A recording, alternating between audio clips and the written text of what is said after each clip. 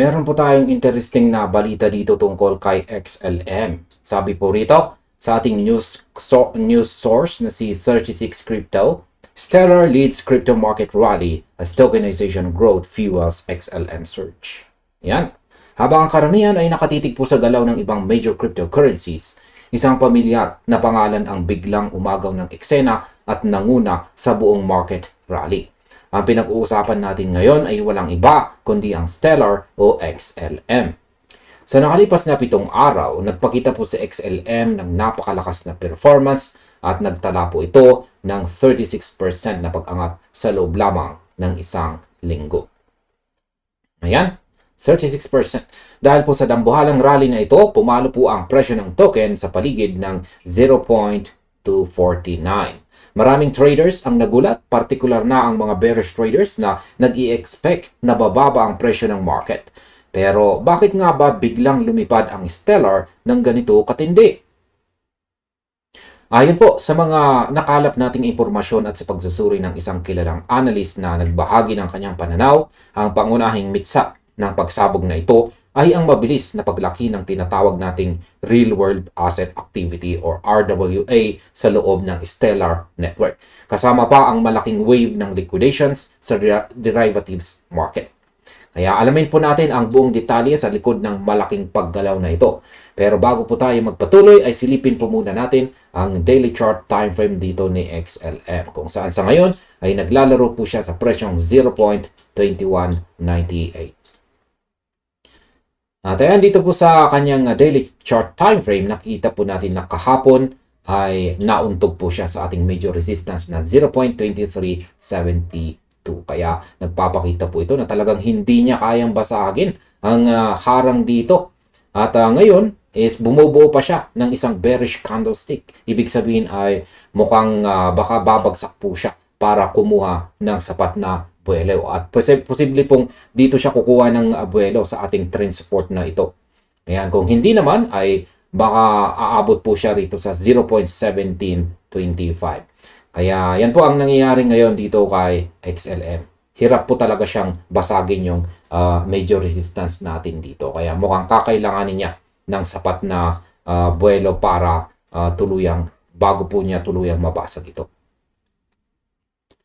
At ayan, balikan po natin ang ating balita at pag-usapan naman po natin ang tungkol sa DTCC integration at saka ang tokenization narrative. Ayan, isa po sa mga pinakamalaking driver o dahilan sa likod ng XLM rally ay ang direktang koneksyon ng Stellar sa isang tokenization initiative na may kaugnayan po sa Depository Trust and Clearing Corporation or ang DTCC. Ayan. Para sa mga hindi po pamilyar, ang DTCC ay isang dambuhalang financial infrastructure giant sa Amerika na namamahala sa clearing at saka settlement ng trilyong-trilyong dolyar na halaga ng mga securities araw-araw. Ayon po sa pananaw ng ating analyst, ang balita na ang DTCC ay naghahanda para mag-launch ng isang closed testnet para sa mga tokenized US stocks at saka treasury bonds ngayong darating na July ay nagbibigay po ito ng napakalaking kumpiyansa sa mga investors. At hindi lang yan, ang project po na ito ay inaasahang magpapatuloy patungo sa isang mas malawak na rollout o pagpapalabas sa publiko sa unang kalahati ng taong 2027. Yan, ang ganitong uri ng balita ay nagpapatunay na si Stellar ay hindi lang basta isang crypto token para sa mabilisang padala ng pera, kundi isa na itong pangunahing backbone ng modern institutional na finance. Dahil dito, tumaas po ang optimism ng buong crypto space na ang Stellar ang magiging pangunahing platform para sa pagpapatakbo ng mga digital financial assets sa hinaharap. Pag-usapan naman po natin ang real world assets at saka ang ongoing data. Kung titignan po natin ang totoong datos na nagaganap sa loob mismo ng blockchain ng Stellar, makikita po natin na hindi lang ito puro haka-haka o hype. Ayon po sa pinakahuling data mula sa RWA.xyz, ang kabuuang halaga o total value ng real-world asset na naka-host sa Stellar Network ay umaabot na po sa dambuhalang $2.83 billion. Nagpapakita ito ng malaking 22% na pagtaas sa loob lamang ng nakaraang buwan. Ayan ang pag-angat po ng RWA sa $2.83 billion ay isang malinaw na indicator na ang mga malalaking institution ay aktual nang gumagamit ng network. Para mas madali po nating maintindihan, isipin po ninyo ang isang malaking shopping mall. Kapag mas maraming buyers at malalaking tindahan ang lumilipat at nagbubukas ng negosyo sa loob ng mall, natural na mas tataas po ang halaga at demand sa buong commercial area na iyon. Ganyan eksakto ang nangyayari kay Stellar ngayon. Ang paglipat po ng mga totoong ari-arian, gaya ng bonds at stocks sa kanilang network ay nagbibigay po ng tunay na utility kay XLM. Bukod pa rito, ang monthly transfer volume ng Stellar ay umakyat din ng 155% at lumampas na sa $672 million. Ang ibig sabihin nito ay may aktual na malaking pera na gumagalaw at nagtatransfer sa loob ng system na nagiging dahilan para magkaubusan ng supply ng XLM sa mga exchanges na nagtutulak naman sa presyo paitaas. Ngayon ay pag-usapan naman po natin ang trahedya ng mga short sellers. Habang masaya ang mga spot holders ng XLM, kabaligtaran naman ang nangyari sa mga derivatives traders. Partikular na ang mga nag-short o pumusta na bababa ang presyo ng Stellar. Dahil po sa tuloy-tuloy na pag-akyat ng presyo, ang mga short sellers ay nakaranas po ng matinding pressure na nagresulta sa malawakang liquidations sa buong market. Ayon po sa data mula sa CoinGlass, ang kabuang liquidations na may kaugnayan sa Stellar ay umabot na po sa $2.56 million sa loob lamang ng nakalipas na 24 hours. Sa halagang iyan, ang short positions ay nakapag-register ng $1.32 million na kalugian yan, o losses. Ipinapakita nito na maraming traders ang maling nag-analyze sa takbo ng market at inakala nilang hihina itong si XLM sa linggong ito. Ayan, ang nangyaring ito sa mga short sellers ay tinatawag po sa market na isang short squeeze.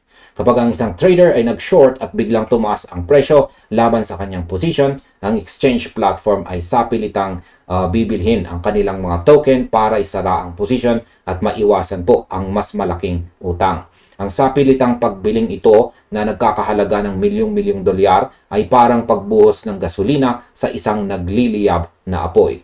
Lalong bumibilis ang momentum paitaas na XLM dahil ang mga short sellers mismo ay napilitang maging buyers para lang isave ang kanilang mga capital.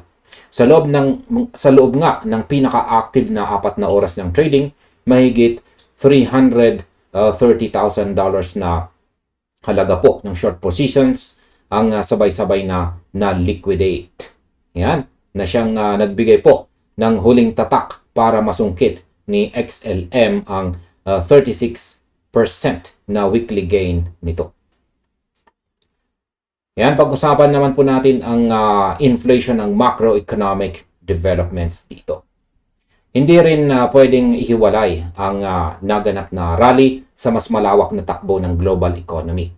Kamakailan lamang ay naglabas po ng ulat ang United States Department of Labor kung saan pinakita po nila ang initial jobless claims o ang bilang ng mga bagong walang trabaho sa Amerika na umaabot po sa 226,000. Ayan, ang bilang na ito ay mas mataas ng bahagya kumpara sa unang inaasahan ng mga ekonomista na nasa 225,000 lamang.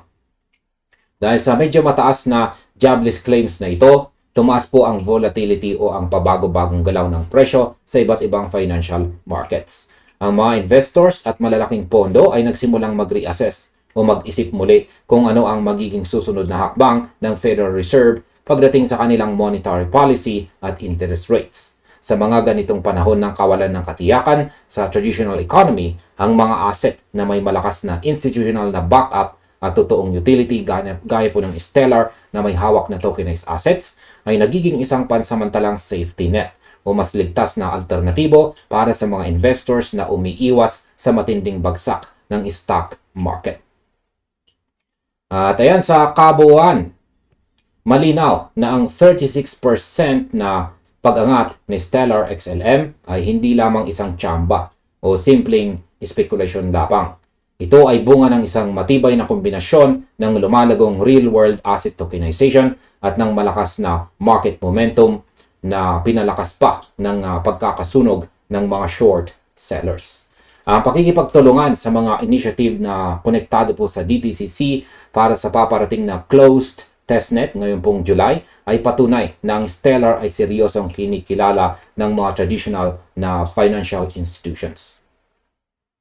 Sa pag-abot naman ng kabuang RWA value nito sa $2.83 billion at ang patuloy na pag-angat ng transfer volume na lumalampas po sa $672 million, pinatunayan ni XLM na ito ang pinakamataas at pinaka-stable na performer sa buong cryptocurrency market sa linggong ito. Habang papalapit po tayo sa ikalawang bahagi ng taon at patungo sa mas malawak na rollout sa taong 2027, next year po yan, siguradong marami pa tayong aabangang mga paggalaw mula sa network na ito. Kaya manatiling mapagmatsyag sa mga susunod na development, laging mag-aral bago pumasok sa anumang trade at tandaan na ang impormasyon ang iyong pinakamalakas na proteksyon sa mabilis na mundo ng crypto. At hanggang dito na lamang po tayo sa video na ito mga ka-crypto. Maraming salamat sa inyong panonood. Maaaring panoorin na rin po ninyo sunod ang ating recommended video dito.